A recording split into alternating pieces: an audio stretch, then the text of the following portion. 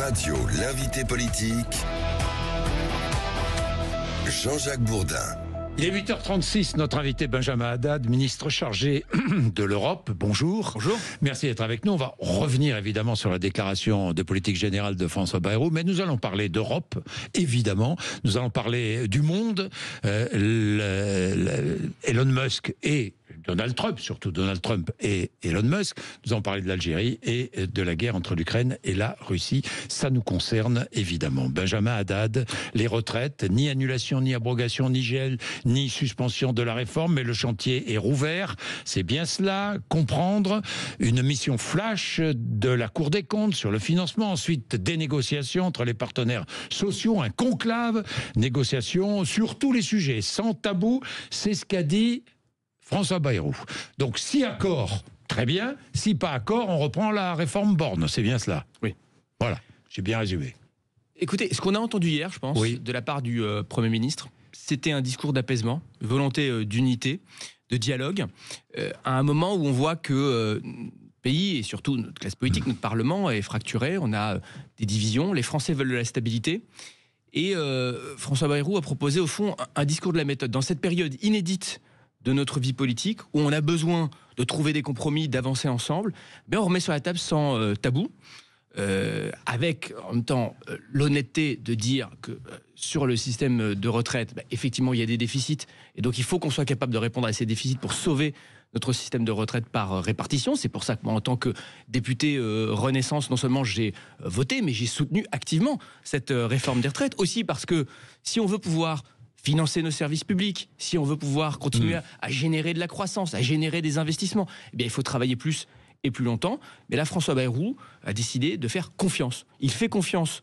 aux partenaires sociaux pour se mettre autour de la table, pour avoir une réflexion sur le fait de réouvrir. Bon, et surtout, il cherche une voie pour ne pas, ne pas être censuré, quoi. C'est surtout ça, c'était son objectif hier, évidemment, Benjamin Haddad. Mais au fond, encore une fois, à partir du moment où on a besoin de stabilité, on a besoin de dialogue, trouvons des voies de compromis, écoutons les forces politiques qui veulent avancer. Il a fait la distinction entre ceux qui font partie du socle aujourd'hui au gouvernement, ceux qui sont dans une opposition radicale et frontale, on pense bien sûr à la France insoumise qui ne rêve que de chaos et de conflictualisation, et puis ceux qui ne sont pas au gouvernement, mais souhaitent tout de même partager les responsabilités, souhaitent avancer, souhaitent trouver des compromis. Je pense notamment au Parti Socialiste. Donc c'est aussi un moment de vérité pour le Parti Socialiste auquel s'est adressé le Premier ministre. Je crois effectivement qu'il faut qu'on trouve les moyens d'avancer ensemble.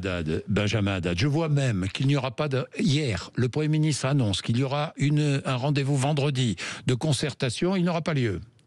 Il n'aura pas lieu, nous dit Sophie Binet de la CGT.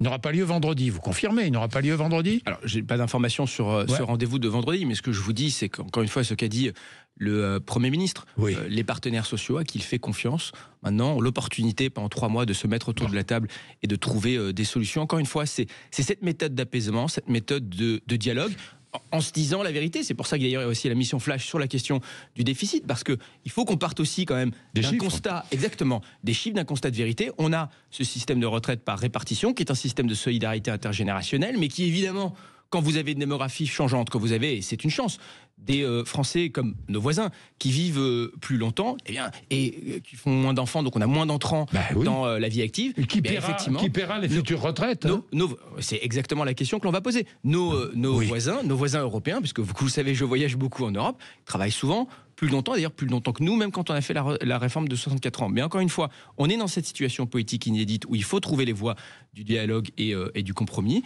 Donc le Premier ministre a raison là d'ouvrir et de ne pas avoir de tabou dans le fait d'ouvrir cette réflexion. La dette, un enjeu moral autant que financier, dit François Bayrou. Des économies, mais où les économies ? Alors la dette, un enjeu moral bien sûr pour les générations futures, parce qu'on ne peut pas vivre sur leur dos. Un enjeu financier parce que c'est l'enjeu aussi de la crédibilité du système financier, parce que vous savez, on n'est pas une île. À un moment, on a des agences de notation, on a des investisseurs étrangers, on a nos partenaires européens. La France est placée sous procédure de déficit excessif. On n'est pas les seuls, mais on fait partie. Donc il faut aussi qu'on montre une trajectoire budgétaire crédible, et c'est un enjeu de souveraineté. Si on veut pouvoir investir dans la défense, par exemple, dans les 2 mandats d'Emmanuel Macron, on aura doublé le budget des armées. On va y revenir. Et il faudra continuer hein, parce qu'on va parler des tensions géopolitiques naturellement. Il faudra continuer à augmenter les moyens de défense, comme l'a dit Sébastien Lecornu, ministre des Armées, ce week-end. Si on veut investir dans la transition environnementale, si on veut pouvoir continuer à rehausser le niveau de nos services publics, eh bien, oui, il faut être capable de dégager des marges financières. C'est un enjeu aussi de souveraineté. Des économies, le Premier ministre en a parlé. Vous avez énormément d'agences dans le fonctionnement de l'État qui pourraient être, je crois, rationalisées, dont on pourrait réduire les coûts de fonctionnement. Je pense qu'il faudra Il n'a pas parlé de baisser les impôts. Hein. Alors, je pense qu'il faudra aussi... Moi, j'ai, vous savez, soutenu une politique... En Allemagne, je regardais tous les partis politiques. Il y a des élections en février. Tous les partis politiques, tous, de la gauche, de l'extrême droite à l'extrême gauche, parlent de baisser les impôts. Oui, vous n'aurez pas échappé, Jean-Jacques Bourdin, qui sont en campagne électorale. Oui, bon, mais ça, ça c'est sûr. Moi, plutôt que de parler de promesses de campagne, je regarde quand même ce qu'on a fait depuis 7 ans. Et depuis 7 ans, on a soutenu une politique de l'offre, une politique de baisse d'impôts, à la fois de baisse d'impôts sur les ménages comme sur les entreprises. On a mis par exemple l'impôt sur les sociétés au même niveau que la moyenne européenne, et ça a permis de redonner de l'attractivité à la France pour les investisseurs étrangers, de redonner une trajectoire de baisse au chômage qui est aujourd'hui le plus faible dans notre pays depuis 40 ans, y compris le chômage des jeunes qui a quand même été très longtemps un fléau pour notre pays. Donc les baisses d'impôts, c'est une bonne chose. Maintenant, ça veut dire aussi donner une trajectoire de baisse de déficit et de la dette. Donc ça veut dire faire des économies ici dans le fonctionnement de l'État. Bien, Benjamin Haddad, parlons de Trump, investiture lundi. Donald Trump, vous avez vécu à Washington, vous connaissez bien les États-Unis. J'ai vécu tout le premier mandat de Trump. Ouais. Trump, oui, voilà. Trump qui veut pas annexer, on ne sait pas trop ce qu'il veut faire avec le Groenland. J'ai vu le Danemark qui est prêt à entretenir des relations plus étroites avec les États-Unis. Trump au Groenland, comme Poutine en Ukraine, ce sont deux impérialismes à vos yeux? Il y a un retour à une forme de géopolitique du 19e siècle. C'est de l'impérialisme, non? Oui, de l'impérialisme, des rapports de force très brutaux, une forte de volonté de conquête qui, là, en plus, est appuyée sur la technologie du 21e siècle, l'utilisation du numérique des réseaux sociaux. Et à un moment, ça pose quand même la question du réveil stratégique des Européens. On le dit depuis déjà suffisamment longtemps, on le sait. On voit déjà que les Américains sont en train de tourner le dos à l'Europe. Déjà, Barack Obama nous avait alerté quand il parlait de pivot vers l'Asie. On voit une forme de repli aussi protectionniste. On a vu d'ailleurs l'administration Biden le faire. Quand l'administration Biden, sans aucune concertation avec les alliés européens, fait l'IRA, c'est-à-dire le plan d'investissement massif dans son industrie, ça se fait au détriment de nos entreprises, de nos industries. L'administration Biden, elle poursuit aussi des tarifs douaniers contre l'Europe et contre d'autres partenaires qui avaient été imposés par l'administration Trump. Donc soyons pas naïfs, donnons-nous les moyens de nous défendre, le cas échéant d'assumer des rapports de force. Donc renforçons notre défense européenne. Alors renforçons notre défense nationale. C'est ce qu'on fait. Donc on augmente, et nos voisins le font aussi, on augmente nos budgets de défense pour devenir plus souverains et se donner les capacités d'agir. Et puis investissons aussi dans les coopérations européennes, trouvons les moyens de financer aussi la défense européenne. Mais comment se fait-il? Tout le monde, enfin beaucoup de responsables politiques demandent jusqu'à l'interdiction, par exemple, de X en Europe. Mais comment et pourquoi l'Union européenne est-elle incapable d'avoir son propre réseau social? Pourquoi? Alors, là, vous posez vraiment une question qui m'intéresse beaucoup. Parce que, bon, il y a le fait de faire respecter nos règles, effectivement. Si vous avez un réseau social qui arrive en Europe et qui veut faire des deepfakes, c'est-à-dire qui veut laisser prospérer des vidéos fausses et qu'on ne puisse pas modérer les contenus, du racisme, de l'appel à la violence, là, effectivement, il faut faire respecter des règles. Mais après, en effet, moi, je trouve que ce qui se passe avec Elon Musk, c'est aussi un révélateur du fait qu'en Europe, on a mis beaucoup l'accent sur la régulation, sur la norme, sur la bureaucratie, et pas assez sur l'innovation, sur le soutien à nos entreprises et à la compétitivité. Et sur tout un tas de secteurs, du numérique aux réseaux sociaux, en passant par l'intelligence artificielle, où on a 10 fois plus d'investissements qui se font aux États-Unis qu'en Europe, eh bien on est à la traîne. Mais qu'attend-on? Alors, là, c'est ce qu'avait révélé le rapport de l'ancien gouverneur de la Banque centrale italien, Mario Draghi, qui avait parlé du décrochage industriel. Il avait vu juste, Draghi. Alors, il a vu totalement juste, et nous, c'est un constat que l'on partage, sur le fait qu'il faut libérer l'investissement en Europe, et donc il faut faire confiance à ceux qui prennent des risques, à ceux qui veulent créer des entreprises, leur donner les moyens. Quelle initiative est prise aujourd'hui dans le domaine de l'intelligence artificielle ou dans le domaine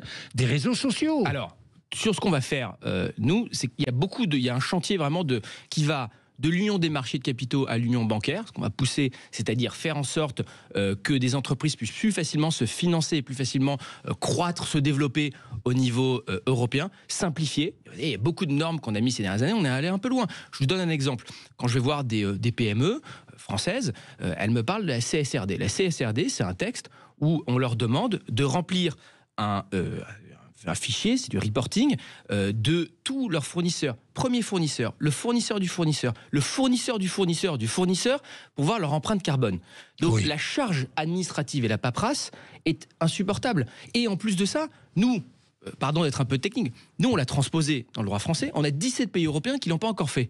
Donc vous vous retrouvez avec des problèmes de concurrence déloyale au niveau européen. Sûr. Donc la vision aujourd'hui du président de la République et celle qu'on pousse au niveau européen, c'est de dire maintenant, il faut simplifier, il faut mettre l'accent sur l'innovation plutôt que sur la bureaucratie. Et moi, je vais faire ce travail aussi au niveau français. Vous savez, hier, le Premier ministre a parlé des cahiers de doléances des Gilets jaunes. Eh bien, moi, je vais envoyer une forme de questionnaire à des centaines d'entreprises, mais aussi de représentants, de syndicats. Je pense à la FNSEA, aux jeunes agriculteurs. Et on va faire des cahiers de doléances européens. Et on va leur demander très concrètement qu'est-ce qui marche pour vous et que vous aimeriez voir plus développé au niveau européen, et qu'est-ce qui, au contraire, est une norme excessive, qu'est-ce qui, au contraire, vous complique la vie. Je suis pro-européen, je considère que la France se porte mieux quand elle est influente en Europe et quand l'Europe est capable de défendre ses intérêts, de défendre sa sécurité, de se protéger.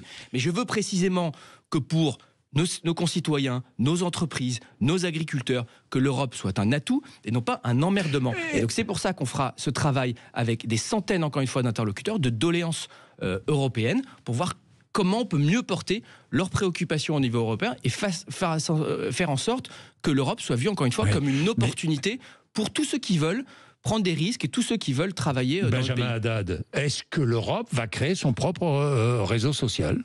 Mais c'est pas, vous savez, le problème, c'est pas un bureaucrate de la Commission européenne de créer le réseau social. Que vous savez que certaines entreprises, je ne sais pas, il y a des initiatives européennes pour aller concurrencer les grands réseaux sociaux, ou chinois ou américains. On a des acteurs qui se lancent dans les réseaux sociaux, on a des acteurs qui se lancent dans l'intelligence artificielle, on a des startups qui se lancent dans le spatial. Ils ne comptent pas pour l'instant. Mais vous avez raison. Encore une fois, c'est pour ça qu'il faut leur donner les moyens de réussir. Quand je vois Musk, alors attendez, quand je vois Musk, je vois effectivement quelqu'un qui aujourd'hui s'ingère dans nos démocraties en amplifiant des discours comme ceux de l'AfD avec ses algorithmes, mais je vois aussi l'industriel qui disrupte, si vous me permettez le terme, des industries comme le spatial ou le véhicule électrique. Et là, je pose la question, où sont les Elon Musk européens ?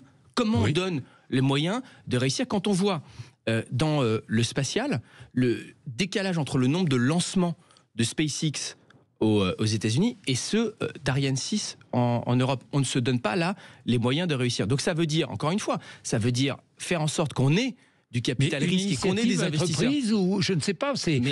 Mais oui, c'est ce que je vous dis. Non, mais précisément, c'est qu'on pousse là aujourd'hui au niveau européen toutes ces initiatives de la simplification des documents. Donc là, sous l'impulsion de la France, la Commission européenne va bientôt proposer un texte de simplification de toutes ces normes dont je vous ai parlé, qui sera présenté dans les prochaines semaines. Dans les prochaines semaines, elle présentera aussi un paquet compétitivité qui posera les questions, encore une fois, de l'union bancaire, de l'union des marchés de capitaux, de faire en sorte qu'on puisse avoir des investisseurs en capital risque qui soutiennent les entrepreneurs. Ça doit être vraiment, encore une fois, la priorité de l'Union européenne. Bien, l'Algérie, est-ce que le régime du président algérien Tebboune est antisémite ?